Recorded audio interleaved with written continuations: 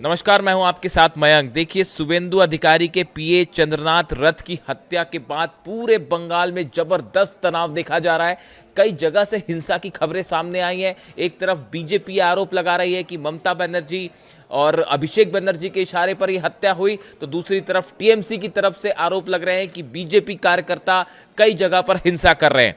लेकिन इन सब के बीच एक बार फिर बड़ा बयान सामने आया है ममता बनर्जी का इस्तीफे को लेकर।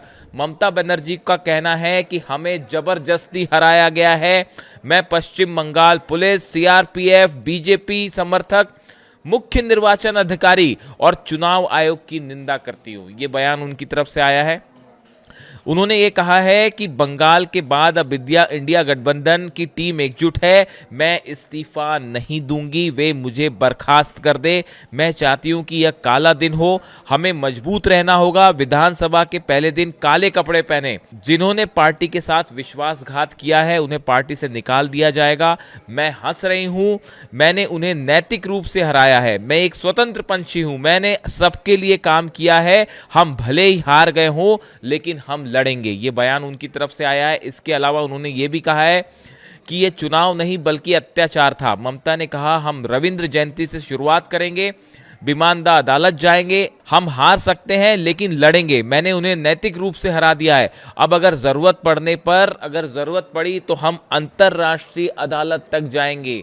ये ममता बनर्जी की तरफ से नया बयान आया है कि अगर हम भारत की अदालतों में हार जाएंगे तो हम इंटरनेशनल कोर्ट में जाएंगे। इस तरह से उनका बयान आया है। और इस बीच जिस तरह से देखिए शुभेंदु अधिकारी के पीए चंद्रनाथ रथ की हत्या हुई उसके बाद तमाम बड़े खुलासे हो रहे हैं।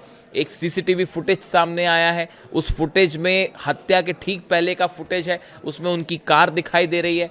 देखिए जिस तरह से उनकी कार को रोका गया, हमलावरों ने गोली चलाई, इससे बात साफ है कि प्रोफेशनल किलर्स थे जिन्हें हायर किया गया था हमला करने के लिए। ऑस्ट्रिया की गन से उन्होंने हमला किया। अब पुलिस को यह भी शक है कि क्या हत्यारे जो है वो ऑलरेडी हत्या करने के बाद बांग्लादेश की सीमा पार कर चुके हैं। कई सारे ऐसे सवाल हैं जिनके अभी उत्तर मिलने बाकी हैं। फिलहाल हत्यारों का कोई सुराग नहीं मिला है और इन हालात के बीच पूरे बंगाल में भयंकर तनाव देखा जा रहा है। कई जगह से हिंसा की खबरें आ रही हैं। यानी बंगाल में अब हालात ऐसे हैं जिसको लेकर यह भी कहा जा रहा है कि क्या यहां राष्ट्रपति शासन लगा देना चाहिए। ऐसे तमाम सवाल उठ रहे हैं।